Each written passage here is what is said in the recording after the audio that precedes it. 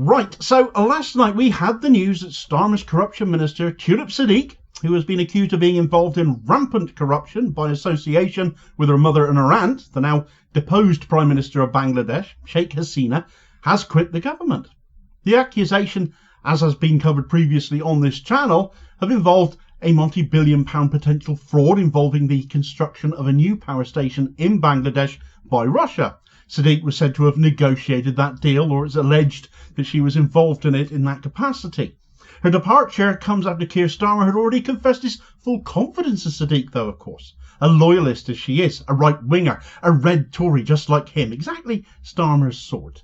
But given the scale of what Sidiq is accused of, and the most recent developments in this case as we now know them, when you contrast that with someone the mainstream media have regarded as a lefty in Starmer's government, a laugh, frankly, as if anyone on the left would ever make the Starmer front bench, but even somebody viewed as more left than Starmer's usual kind, such as Louise Haigh, and the fact she didn't apparently have his confidence and resigned over a mobile phone, has hammered yet another nail in the coffin of the rampant division and factionalism that is endemic in Starmer's party.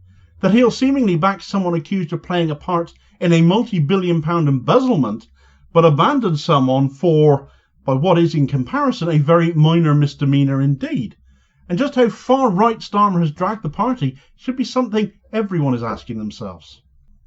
Right, so Corruption Minister Tulip Siddiq has quit. At last, about time too, some of you might well be thinking. Keir Starmer was never going to sack her, was he, despite the massive scale of the crime involved, what is allegedly that she is involved in, skimming cash off the top of a multi-billion pound power station deal. Allegedly, this is what we'd heard, isn't it? That Sidiq was also allegedly involved in negotiating on behalf of a foreign power. That her auntie and her mother led that foreign power notwithstanding either. Sidiq is British born, of course, has always publicly distanced herself from that regime and the Awami League government, despite actually quite happily resourcing British Awami League supporters to help her get elected as an MP at each and every election, and seemingly getting housed more than adequately, shall we say, by people linked to that same regime and the leader of that, Sidiq's auntie, Sheikh Hasina, now living in exile in India. Involvement in embezzlement, and yet Starmer continued to have confidence in his corruption minister. The optics are absolutely as horrible as they deserve to be. Starmer either too weak or too unwilling to sack someone of his own faction, though more than happy to sack or suspend rotten lefties from the party, as he did, for example, for voting against keeping kids in poverty, of course. Had no problem doing that, did he? Nonetheless, Sidiq has now quit, now deciding that all of this business with her aunt and these houses she's got are now a distraction for the government, apparently. And I'm sure they are a distraction. People are certainly asking, how can somebody accused of so much impropriety still be confidently backed to act as the government corruption minister? Her resignation letter was published in full on Twitter by Sidiq herself, accompanied by a tweet saying, "An independent review has confirmed that I have not breached the ministerial code, and there is no evidence to suggest I have acted improperly. Nonetheless, to avoid distraction for the government, I have resigned as city minister." Now, the independent advisor on ministerial standards, Sir Laurie Magnus, did this review. He found no impropriety regarding the properties that Sidiq has, of which there are none that I could find either. Though the suspicious links still remain, still hangs in the air, especially when you consider getting gifted things like a flat for help your family had previously given to a certain person, and who your family actually are. It still looks really bad, even if it was all above board. Politics is a game of optics, after all. Besides that, though, the independent advisor role itself, since the time of Rishi Sunak, was to report directly to him and only on the specific remit given to them by the Prime Minister. It can be a very narrow viewpoint that the ethics advisor actually looks at. I'm under no impression that the hardline tightening up of the role under Sunak has been relaxed again under Starmer. I've not heard or seen that happen, so I don't actually know the remit Starmer gave him, though please do correct me if I'm wrong in that. Sidiq's resignation letter, though, details that she was investigated over those houses and the links to her family, where she has apparently always recused herself from matters pertaining to Bangladesh. But none of that actually hits home to the real problem here, and that is the accusation by Bangladeshi investigators that she has been involved in a massive multi-billion pound fraud. The ethics advisor's investigation did, however, berate her for not being more alert to the reputational risk to the government concerning these matters, and that this was regrettable. Oh, bless them. Tough talking stuff, isn't it? However, I'm sure it's just coincidence that her resignation happened to coincide with news dropping that Bangladesh have formally filed a criminal case against Siddiq now. The accusation being that she used her position as an MP here in order to acquire land in Bangladesh. And just for a change, I have to give props to a mainstream media outlet here for covering this. Well, a stop clock is right twice a day after all, as the Guardian are the ones that have exposed the filing of that case against Siddiq.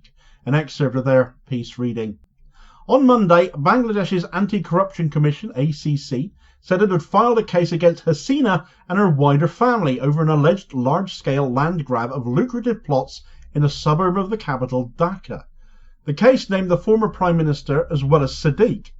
Sheikh Hasina, in collaboration with some officials, allocated plots for herself and her family members, said the ACC Director General, Akhtar Hussain. The ACC investigation team has obtained the necessary documents and found sufficient evidence to file the cases. In the police report detailing the alleged corruption, filed by the ACC Deputy Director Mohammed Salahuddin, it said Sidiq became aware of a deal orchestrated by Hasina that allotted large plots of land in Dhaka to family members.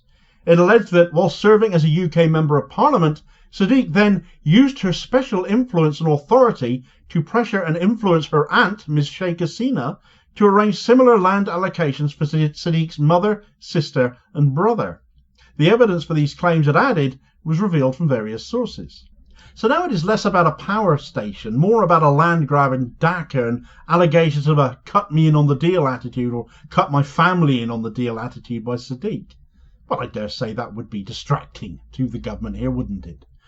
But where that might have been the final straw prompting her to resign, Starmer evidently having no intention of sacking her at all, someone seen as being to the left of her certainly, but by no means being a lefty herself at all, Louise Haigh, brings all of this back to Starmer's rampant and unapologetic factionalism.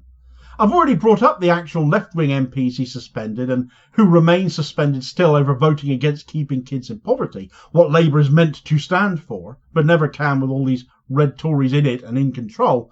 But when you compare this matter of Sidiq's to the mobile phone fraud committed by Louise Haigh that she's already admitted to previously, there was already a matter of record that Starmer was already aware of. At least that was the implication given in Haigh's resignation. But where Sidiq has had a month of Starmer's public support, Haigh got none. The issue for Louise Haigh, if you've forgotten by now, it was a little while ago now, it goes back to 2013 when she got mugged, and upon reporting this to the police, she listed her work mobile phone amongst the possessions that had been taken, only to find said phone later on when she went back to her house. But by not reporting the finding of the phone immediately, Haigh got done for fraud in this. She was wrong to do that, clearly. But where she resigned the following morning when all of this came out again, in 2024, that all of this had come out, Sidiq's much bigger scandal that has been rumbling on for a month now, and a month where she's had public support from her leadership at that, the difference in standards screams at you. Was it simply a right-wing versus not-so-right-wing MP here? Is Starmer's dislike of the left so bad even centrists get the boot now for being too left-wing? Well, it didn't help that an unnamed MP who came in under Blair, so very much centrist, implied it was because Haigh was northern and working class that she got the boot than the way she did. Starmer's apparent superiority complex and detachment from the working class, his preference to mixing with the wealthy, the wealth and the famous, and certainly Sidiq comes from that kind of family, speaking even larger volumes, and when he supposedly leads the party of the working class, this should be ringing alarm bells for anyone still under the delusion that this guy wants to represent you in any way, shape or form. Tulip Siddiq should have gone a month ago. That she was allowed to resign after all of this time shows Starmer is a weakling, and that honour among supposedly honourable members, honourable ministers, is non-existent these days. For more on that housing side of Siddiq's corruption problems, if you've not read up on all of those or seen my previous video on that, the links to which just add to all the suspicion, and really ought to have been screaming at Starmer's people before now that there could be real trouble here, if only because of how it looked. All those links once more to her aunt's regime. Do check out this video recommendation here as your suggested next watch. Please do also hit like, share and subscribe if you haven't already done so to ensure you don't miss out on new daily content on this channel and help support the channel at the same time. All of that very much appreciated, and I will hopefully therefore catch you on the next vid. Cheers folks.